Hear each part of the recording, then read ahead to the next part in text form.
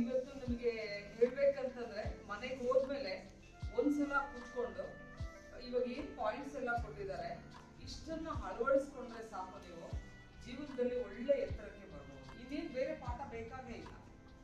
ಇವತ್ತು ಏನ್ ಪಾಯಿಂಟ್ಸ್ ಕೊಟ್ರು, ನಿಮ್ಮ ದೇಹಕ್ಕೆ ಬೇಕಾಗಿರುವಂತಹ ಯಾವ ವಸ್ತುಗಳನ್ನ ನೀವು ತಗೊಳ್ಬೇಕು, ಯಾವ ವಸ್ತುಗಳನ್ನ ತಗೊಳ್ಬಾರ್ದು ಅನ್ನೋದು ಅಷ್ಟನ್ನ ತಿಳ್ಕೊಳ್ಳಿ.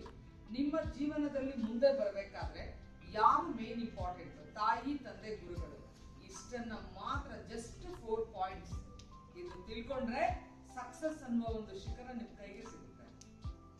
ಬೇರೆ ಏನು ಬೇಕಾಗಿಲ್ಲ. Marks card is just a piece of paper ಅಷ್ಟೇ. ನಮ್ಮಲ್ಲಿ ಫಸ್ಟ್ ಈ ವ್ಯಾಲ್ಯೂಸ್ ಇದೆಯಲ್ಲ, ನಮ್ಮ ಬಾಡಿನ ನಾವು ನೆಟ್ಟಿಗೆ ನೋಡ್ಕೊಳ್ಬೇಕು. ಫಸ್ಟ್ ನಮ್ಮ ಬಾಡಿನೇ ನೆಟ್ಟಿಗೆ ನಾವು ನೋಡ್ಕೊಳ್ಳಿಲ್ಲ ಅಂದ್ರೆ ಸರಸ್ವತಿ ನಮ್ಮ ಹತ್ರನೇ ಬರೋದಿಲ್ಲ. ನಾವು ಮಾತಾಡುವ ಬಾಯಿ, ನಮ್ಮ ಸೌಂದರ್ಯ ಯಾವ ಮೇಕಪ್ ಮೇಲೇನೂ ಇಲ್ಲ, ಯಾವ ಲಿಪ್ಸ್ಟಿಕ್ ಇಲ್ಲ, ಯಾವ ಜ್ಯುವೆಲರಿ ಇಲ್ಲ, ಯಾವ ಸ್ಯಾರಿ ಇಲ್ಲ, ಯಾವ ಸೂಟ್ ಇಲ್ಲ, ಯಾವುದೂ ಇಲ್ಲ. ನಮ್ಮ ಅರ್ಧ ಸೌಂದರ್ಯ ಇರೋದು ನಮ್ಮ ನಾಲಿಗೆ ಮೇಲೆ. ನಾವು ಮಾತಾಡುವ ಮಾತು, ನಾವು ನಡ್ಕೊಳ್ಳುವಂತಹ ರೀತಿ, ನಾವು ಇರುವಂತಹ ಯಾವ ಜನದಲ್ಲಿ ಯಾವ ಜೊತೆಯಲ್ಲಿ ಇರ್ತೀವಿ, ನಾವು ಯಾವ ಸಹವಾಸವನ್ನ ಮಾಡಿದೀವಿ, ಸಂಘದಂತೆ ಸಹವಾಸ. ಒಬ್ಬ ಕೆಟ್ಟದ್ದು ಮಾಡ್ತಾ ಇರೋದಂದ್ರೆ ಅವನ ಜೊತೆಗೆ ನಾವು ಸೇರ್ಕೊಳ್ಳೋದಲ್ಲ. ಈಗ ನಿಮಗೆ ಕೆಟ್ಟದ್ದು ಮಾಡ್ತಾ ಇರೋರಿಗೆ ಮೈಂಡ್ ಅಲ್ಲಿ ಅನ್ನಿಸ್ತಾ ಇದೆ ನಾನು ಮಾಡ್ತಾ ಇದ್ದೀನಿ ಅಂತ ಹೇಳ್ಬಿಟ್ಟು. ಇವತ್ತಿನ ದಿನ ಒಳ್ಳೆ ವಿಷಯವನ್ನ ತಿಳ್ಕೊಟ್ಟಿದ್ದಾರೆ. Just 4 points. ನಮ್ಮ ಬಾಡಿನ ನಾವು ಯಾವ ತರ ಇಟ್ಕೊಳ್ಬೇಕು, ನಮ್ಮ ಮೈಂಡ್ ಯಾವ್ದ್ರಲ್ಲಿ ಸ್ಪಾಯಿಲ್ ಆಗ್ತಾ ಇದೆ, ನಾವು ಎಲ್ಲಿ ಇದು ಮಾಡ್ತಾ ಇದೆ ಅಂತಂದ್ರೆ ರೆಸ್ಪೆಕ್ಟ್ ಎಲ್ಲಿ ಕೊಡ್ತಾ ಇಲ್ಲ. ತಾಯಿ, ತಂದೆ, ಗುರುಗಳು, ಬ್ಯಾಡ್ ಹ್ಯಾಬಿಟ್ಸ್ ಇಂದ ದೂರ ಬರಬೇಕು. ನಾವು ಯಾವ ತರ ಎಲ್ಲವನ್ನು ಯುಟಿಲೈಸ್ ಮಾಡ್ಕೊಂಡು ನಮ್ಮ ಹೆಲ್ತ್ ಅನ್ನ ಹೇಗೆ ನೋಡ್ಕೊಳ್ಬೇಕು, ಅಷ್ಟೇನ್ ಲೈಫ್ ಇನ್ನೇನು ಇಲ್ಲ. ಈ 4 ಪಾಯಿಂಟ್ಸ್ ಅನ್ನ ತುಂಬಾ ಚೆನ್ನಾಗಿ ಹೇಳ್ಕೊಟ್ಟಿದ್ದಾರೆ. ಮನೆಯಲ್ಲಿ ಒಂದ್ಸಲ ಹೋಗಿ ಮೆಲುಕು ಹಾಕಿ ಒಂದೇ ಒಂದು ಹೇಳಿದ್ರು. ನೀವು ಮೊಬೈಲ್ ಅನ್ನ ತುಂಬಾ ಯೂಸ್ ಮಾಡ್ತಾ ಇದ್ದೀರಿ, ಅದು ಹೇಗೆ ನರಗಳ ಮೇಲೆ ಪರಿಣಾಮ ಬೀರುತ್ತೆ, ಅದು ಹೇಗೆ ನಮ್ಮ ಕಣ್ಣುಗಳನ್ನ ಎಷ್ಟು ಡೌನ್ ಮಾಡ್ತಾ ಹೋಗುತ್ತೆ ನಮಗೆ, ಅದು ಹೇಗೆ ನಮ್ಮ ಬ್ರೈನ್ ಅಲ್ಲಿ ಒಂದೊಂದು ನಮ್ಮನ್ನ ತಿಂತಾ ಇದೆ.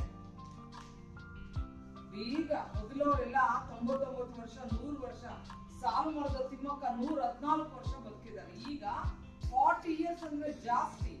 ಮುಗಿದೋಯ್ತು, ಎಲ್ಲ ಬೇಜಾರಾಗ್ಬಿಟ್ಟಿದೆ ನಿಮ್ಗೆಲ್ಲ. ಈಗ ಎಲ್ಲ ಬೇಜಾರು, ಫ್ರೆಂಡ್ಸ್ ಒಂದಿನ ಬೇಜಾರು, ಮನೇಲಿ ತಾಯಿ ತಂದೆ ಒಂದಿನ ಬೇಜಾರು, ಟೀಚರ್ಸ್ ಬೇಜಾರು, ಇದು ಬೇಜಾರು, ಫುಡ್ ಇಷ್ಟ ಇಲ್ಲ. ಇಷ್ಟು ಫಾಸ್ಟ್ ಆಗಿ ನೀವು ಹೋಗ್ತಾ ಇದ್ದೀರಲ್ವಾ, ಫಸ್ಟ್ ಅದಕ್ಕೆಲ್ಲ ಕಡಿವಾಣ ಹಾಕಿ. ಸೊ ಇವತ್ತಿನ ದಿನ ನನಗೆ ತುಂಬಾ ಖುಷಿ ಆಯ್ತು. ನನಗೆ ಎಷ್ಟೇ ಬಿಸಿ ಇದ್ರು ನಾನು ಸೈಲೆಂಟ್ ಆಗಿ ಕುತ್ಕೊಂಡ್ಬಿಟ್ಟಿರೋದು. ಯಾಕೆ ಹೇಳಿ, ನನಗೂ ದಾಹ ಇತ್ತು ಕಲಿಬೇಕು ಅಂತ. ಏನ್ ಕೊಡ್ತಾರೋ ಹೊಸ ಪಾಯಿಂಟ್ಸ್, ಮತ್ತೆ ನಾನು ಕಲಿಯೋಣ. ಆ ದಾಹ, ನಮ್ಮಲ್ಲಿ ವಿಷಯ ತಿಳ್ಕೊಳ್ಳುವ ದಾಹ ಯಾರಲ್ಲಿ ಇರುತ್ತೋ ಅಂತ ವ್ಯಕ್ತಿ ಯಾವತ್ತೂ ಸಕ್ಸಸ್ ಆಗ್ತಾನೆ. ಕಲಿಯೋದಕ್ಕೆ ಯಾವ ಏಜು ಇನ್ನೊಂದು ಅವೆಲ್ಲ ಇಲ್ಲ. ವಿಷಯ ತಿಳ್ಕೊಳ್ಳುವಂತಹ ದಾಹ ನಮ್ಮಲ್ಲಿ ಇತ್ತು. ಅದಕ್ಕೆ ನನಗೇನು ಪಾಯಿಂಟ್ಸ್ ಸಿಗುತ್ತೆ ಗೊತ್ತಿಲ್ಲ ಅಂತ ನಾನು ತಿಳ್ಕೊಂಡಿದ್ದೆ. ಸೊ ಈ ಒಂದು ಇದನ್ನ ಚೆನ್ನಾಗಿ ಯುಟಿಲೈಸ್ ಮಾಡ್ಕೊಂಡಿದ್ದೀವಿ. ನನಗೂ ಗೊತ್ತಿರ್ಲಿಲ್ಲ ಧರ್ಮಸ್ಥಳದ ಬಗ್ಗೆ, ನನಗೆ ಏನೇನೂ ಗೊತ್ತಿರ್ಲಿಲ್ಲ. ಹೇಳ್ಬೇಕು ಅಂದ್ರೆ ಒಂದು ದಿನ ನಾನು ಹೋಟೆಲ್ ಅಲ್ಲಿ ಒಂದು ಮೀಟಿಂಗ್ ಹೋಗಿದ್ದೆ. ನಾನು ಆಗಲೇ ಗೊತ್ತಾಗಿದೆ ಇದು ಎಷ್ಟು ಆಳವಾಗಿದೆ, ಇದು ಯಾವ ಮಟ್ಟದಲ್ಲಿದೆ, ಯಾವ್ಯಾವ ಇದರಲ್ಲಿ ಜನಗಳಿಗೆ ಸಹಾಯವನ್ನ ಮಾಡ್ತಾ ಇದ್ದಾರೆ. ನಾನು ಮೊದಲು ಅನ್ಕೊಂಡಿದ್ದೆ ಧರ್ಮಸ್ಥಳದಿಂದ ಸಹಾಯವನ್ನ ನಿಮ್ಮ ಪೇರೆಂಟ್ಸ್ ಎಲ್ಲ ತಗೊಂಡಿದ್ದಾರೆ, ಲೋನ್ ಎಲ್ಲ ತಗೊಂಡು ನನಗೆ ಬಂದು ಹೇಳ್ತಾರೆ, ಮೇಡಮ್ ಸಂಘದಿಂದ ಯಾರ್ಯಾರು ಸಂಘದಿಂದ ಎತ್ಕೊಂಡು ಕಟ್ಟಿದ್ದಾರೆ ಇಲ್ಲಿ ನನ್ನ ಪೇರೆಂಟ್ಸ್ ಹೇಳ್ತಾರೆ. ತಗೊಂಡಾಗ ನನಗೂ ಒಂದೆಲ್ಲೋ ಒಂದ್ ಕಡೆ ಇತ್ತು, ಮೋಸ್ಟ್ ಟೆಂಪಲ್ ಅಮೌಂಟ್ ಎಲ್ಲರೂ ಕೊಡ್ತಾ ಇದ್ದಾರೆ. ನನಗೆ ಗೊತ್ತಿರ್ಲಿಲ್ಲ ಇದ್ರ ಬಗ್ಗೆ. ಅಲ್ಲಿ ಹೋದಾಗ ಗೊತ್ತಿತ್ತು ಎಷ್ಟು ಬ್ಯಾಂಕ್ಗಳವ್ರು ಇದಕ್ಕೆ ಸೇರ್ಕೊಂಡಿದ್ದಾರೆ, ಎಷ್ಟು ಜನಕ್ಕೆ ಸಹಾಯ ಮಾಡ್ತಾ ಇದ್ದಾರೆ. ಒಂದು ಸ್ಕೂಲ್ ಬಿದ್ದಿದೆ ಅಂದ್ರೆ ಅದಕ್ಕೂ ದುಡ್ಡು ಕೊಡ್ತಾ ಇದ್ದಾರೆ, ಒಬ್ಬ ಮಗು ಹಾಸ್ಪಿಟಲ್ ಅಲ್ಲಿ ಇದ್ದಾರೆ ಅದಕ್ಕೂ ದುಡ್ಡು ಕೊಡ್ತಾ ಇದ್ದಾರೆ. ಇದು ಎಲ್ಲಿಂದ ಬರ್ತಾ ಇದೆಯಪ್ಪ, ಇದು ನನಗೆ ಎಲ್ಲೋ ಒಂದು ಕಡೆ ನನ್ಗೆ ಅನಿಸ್ತಿದ್ದು ಮಂಜುನಾಥ ಸ್ವಾಮಿನೇ ಅವ್ರಿಗೆಲ್ಲರಿಗೂ ಈ ತರ ಶಕ್ತಿ ಕೊಟ್ಟು ಮಾಡ್ತಾ ಇದ್ದಾರೇನೋ ಅಂತೇಳಿ ಆವತ್ತಿಂದಲೇ ನಾನು ಜಾಸ್ತಿ ನಂಬೋಕ್ ಕೂಡ ಸ್ಟಾರ್ಟ್ ಮಾಡಿದ್ದೇವೆ. ನಂಬಿ ನಾನು ಇವತ್ತು ಒಬ್ಬನಾಗೆ ಹೇಳ್ತೀನಿ, 20 ಇಯರ್ಸ್ ಆಗಿತ್ತು ಧರ್ಮಸ್ಥಳಕ್ಕೆ ಹೋಗಿ. ನಾನು ಹೋಗಿರ್ಲಿಲ್ಲ. ನಂಗೆ ಈ ದೇವಸ್ಥಾನದ ಬಗ್ಗೆ ನಂಗೆ ಅಷ್ಟೊಂದು ಅಂದ್ರೆ ನನ್ನ ಮನಸ್ಸಿಗೆ ಅಷ್ಟು ಟಚ್ ಆಗಿರ್ಲಿಲ್ಲ. ಲಾಸ್ಟ್ 6 ಮಂತ್ ಬ್ಯಾಕ್ ನಾವೆಲ್ಲರೂ ಒಂದು ದೊಡ್ಡ ಕಾರ್ಯಕ್ರಮವನ್ನ ಅಲ್ಲಿ ಮಾಡಿದ್ವಿ. ಅಲ್ಲಿ ಮಾಡಿದಾಗ ನನಗೆ ಆಮೇಲೆ ಅನಿಸ್ತು ಇಷ್ಟು ವಿಶಾಲವಾಗಿದೆ. ಯಾವ ಕ್ಷೇತ್ರದಲ್ಲಿ ನೋಡಿ, ಸುನಾಮಿ ಬಂದು ಏನಾದ್ರೂ ಆ ಕಡೆ ನೀರಿನ ಒಂದು ಇದಕ್ಕಾಗ್ಲಿ ಎಲ್ಲಾದ್ರೂ ಸಿಲುಕಿದಾಗ ಅದಕ್ಕೂ ಒಂದು ಟೀಮ್ ಇದೆ, ಅವ್ರನ್ನ ಹೋಗಿ ಮೇಲಕ್ಕೆತ್ತಿ ಅವ್ರನ್ನ ಇದ್ ಮಾಡ್ಲಿಕ್ಕೆ. ನನಗೆ ಒಂದು ಖುಷಿ ಆಗಿದೆ ಏನಂದ್ರೆ ಒಬ್ಬ ವ್ಯಕ್ತಿ ಸ್ಟಾರ್ಟಿಂಗ್ ಎಷ್ಟೋ ಒಂದು 10,000 ಲೋನ್ ತಗೊಂಡು ಇವತ್ತು ಆ ವ್ಯಕ್ತಿ 10 ಕೋಟಿಗೆ ಒಂದು ಇಂಡಸ್ಟ್ರಿ ಮಾಡಿದ್ದಾರೆ. ನನಗೆ ನಿಜವಾಗ್ಲೂ ಫಸ್ಟ್ ಇವಾಗ ಹೋಗಿ ಆ ವ್ಯಕ್ತಿನ ಆ ಇಂಡಸ್ಟ್ರಿ ಮಾಡಿದಾರಲ್ಲ ಅವ್ರ ಜೊತೆಲಿ ಕುತ್ಕೊಂಡು ಅವ್ರ ಎಕ್ಸ್ಪೀರಿಯನ್ಸ್ ತಗೊಳ್ಬೇಕು ಅಂತ ನನಗೆ ತುಂಬಾ ಖುಷಿ. ವಿದ್ಯಾರ್ಥಿಗಳಿಗೆ ಬೇಕಾದಷ್ಟು ಕಾಲೇಜುಗಳಿದೆ, ಮೆಡಿಕಲ್ ಕಾಲೇಜ್, ಇಂಜಿನಿಯರಿಂಗ್ ಕಾಲೇಜ್, ಎಲ್ಲಾ ಕ್ಷೇತ್ರದಲ್ಲೂ ಸಹ ನಮ್ಮ ಧರ್ಮಸ್ಥಳದ ಒಂದು ಕ್ಷೇಮಾಭಿವೃದ್ಧಿ ಅವರು ಎಲ್ಲರಿಗೂ ಸಹಾಯ ಹಸ್ತವನ್ನ ನೀಡ್ತಾ ಇದ್ದಾರೆ. ಸೊ ಯಾಕೆ ಇವತ್ತು ಈ ಕಾರ್ಯಕ್ರಮವನ್ನು ಇಟ್ಕೊಂಡಿದ್ದಾರೆ ಅಂದ್ರೆ, ನಿಮ್ಮ ಇಂದಿನ ಮಕ್ಕಳೇ ಮುಂದಿನ ಪ್ರಜೆಗಳು. ನಿಮ್ಮಿಂದ ಆ ಒಂದು ಒಳ್ಳೆ ಗುಣಗಳನ್ನ ಬರ್ಲಿ, ನಮ್ಮ ಭಾರತ ದೇಶ ಇನ್ನೂ ಸದೃಢವಾಗಿ ಬೆಳೀಲಿ, ಎಲ್ಲಾ ಒಂದು ಮೌಲ್ಯಗಳು ನಿಮ್ಮಲ್ಲಿ ಬರ್ಲಿ ಅಂತ ಹೇಳ್ಬಿಟ್ಟೆ ಈ ಒಂದು ಟೀಮ್ ಅನ್ನ ಮಾಡಿ ಇವತ್ತು ಎಲ್ಲಾ ಕಡೆ ಹೋಗಿ ನಿಮ್ಮ ಒಂದು ಇಂಪ್ರೂವ್ಮೆಂಟ್ ಅನ್ನ, ನಿಮ್ಮಲ್ಲಿ ಒಳ್ಳೆ ಮೌಲ್ಯಗಳನ್ನ ಬೆಳೆಸ್ಕೊಳ್ಳಿ ಅಂತ ಇವತ್ತು ಆ ಕ್ಷೇತ್ರದಿಂದ ಕಳಿಸಿದ್ದಾರೆ.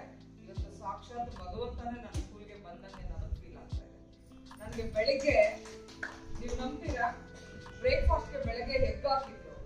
ನಾನು ಇಲ್ಲಿಂದ ಕಾಲ್ ಮಾಡಿ ಹೇಳ್ತಾ ಇಲ್ಲ, ಇವತ್ತು ಮಂಜುನಾಥ ಸ್ವಾಮಿ ಫಸ್ಟ್ ನಮ್ಮ ಶಾಲೆಗೆ ಫಸ್ಟ್ ಕಾರ್ಯಕ್ರಮ ನಾವು ಮಾಡ್ತಾ ಇರೋದಿದ್ದು, ನನ್ಗೆ ಎಗ್ಗು ಮುಟ್ಟಲ್ಲ ಇವತ್ತು, ಬೇರೆ ನಂಗೆ ಏನಾದ್ರು ಟಿಫನ್ ಕಳಿಸಿ ಅಂತ. ನಮ್ಮ ಮನೇಲಿ ಲಾಸ್ಟ್ ಏನ್ ಯಾವತ್ತು ಇರೋದಿಲ್ಲ ಇವತ್ತು, ಇಲ್ಲ ಇವತ್ತು ದೇವಸ್ಥಾನದ ಒಂದು ಇದು ಕಾರ್ಯಕ್ರಮ ಸ್ಟಾರ್ಟ್ ಆಗ್ತಾ ಇದೆ ಅಂದ್ರೆ ಯಾವತ್ತು ನಂಬಿಕೆ ಅನ್ನೋದು ದೊಡ್ಡದು. ತಾಯಿ, ತಂದೆ, ಗುರುಗಳು, ನಿಮ್ಮ ಒಂದು ಜೀವನ ಕ್ರಮ, ದೇವರು, ಇದೆಲ್ಲ ನಂಬಿಕೆ. ಸರ್ ಹೇಳಿದ್ರಲ್ಲ, ಗಾಳಿ ನಮಗೆ ಕಾಣುತ್ತಾ? ಕಾಣುತ್ತೆ. ಆದ್ರೆ ಗಾಳಿ ಇಲ್ಲಂದ್ರೆ ನಾವು ಇರ್ತೀವ? ಇಲ್ಲ. ಅದೇ ತರ ಈ ದೇವರು ಅನ್ನೋದು ನಂಬಿಕೆ. ಸೊ ಮಕ್ಕಳ ಎಲ್ಲರೂ ಇದನ್ನ ಬೆಳೆಸ್ಕೊಳ್ಳಿ. ನೀವು ಸಮಾಜದಲ್ಲಿ ಉತ್ತಮ ಪ್ರಜೆಗಳಾಗಿ ಈ ಒಂದು ಬ್ಯಾಡ್ ಹ್ಯಾಬಿಟ್ಸ್ ಏನೇನಿದೆಯೋ ಇವತ್ತೇ ಯಾರಲ್ಲಿದ್ರು ಬ್ರೇಕ್ ಹಾಕಿ ಪ್ರತಿಯೊಂದಕ್ಕೂ ವ್ಯಾಲ್ಯೂ ಕೊಡೋದನ್ನ ಕಲ್ತ್ಕೊಳ್ಳಿ. ಇವತ್ತಿನ ದಿನ ನಮ್ಮ ಮಕ್ಕಳಿಗೆ ಒಳ್ಳೆಯ ಒಂದು ವಿಷಯಗಳನ್ನು ಮುಗಿಸಿದ್ದಕ್ಕೆ ನಿಮ್ಮೆಲ್ಲರಿಗೂ ಧನ್ಯವಾದ. ಹಾಗೆ ಧರ್ಮಸ್ಥಳ ಗ್ರಾಮೀಣಾಭಿವೃದ್ಧಿ ಟ್ರಸ್ಟ್ ಅಲ್ಲೂ ಕೂಡ ಒಂದು ಕೆಲಸ ಮಾಡಕ್ಕೆ ಒಂದು ಅವಕಾಶ ಸಿಕ್ಕಿದ್ದು ನಾನು ಪುಣ್ಯ ಅಂತ ಭಾವಿಸ್ತೀನಿ. ನಮ್ಮ ಗಾಂಧೀಜಿಯವರು ಒಂದು ಕನಸು ಕಾಣ್ತಾರೆ, ಈ ಭಾರತ ಹಳ್ಳಿಗಳ ದೇಶ, ಹಳ್ಳಿಗಳು ಉದ್ಧಾರ ಆದ್ರೆ ನಮ್ಮ ದೇಶ ಉದ್ಧಾರ ಆಗುತ್ತೆ ಅನ್ನೋ ಕನಸನ್ನ ಕಾಣ್ತಾರೆ. ಆ ಕನಸನ್ನ ನನಸು ಮಾಡಲಿಕ್ಕೆ ಶ್ರೀ ಕ್ಷೇತ್ರ ಧರ್ಮಸ್ಥಳ ಮಂಜುನಾಥ ಸ್ವಾಮಿ ಸಮಿತಿಯ ಧರ್ಮಾಧಿಕಾರಿಗಳಾಗಿರ್ತಕ್ಕಂಥ ಡಾಕ್ಟರ್ ವೀರೇಂದ್ರ ಹೆಗ್ಡೆ ಅವರು, ಹೇಮಾವತಿ ಅಮ್ಮನವರು ಆ ಕನಸನ್ನ ನನಸು ಮಾಡಲಿಕ್ಕೆ ಒಂದು ಧರ್ಮಸ್ಥಳ ಗ್ರಾಮಾಭಿವೃದ್ಧಿ ಟ್ರಸ್ಟ್ ಅಂತ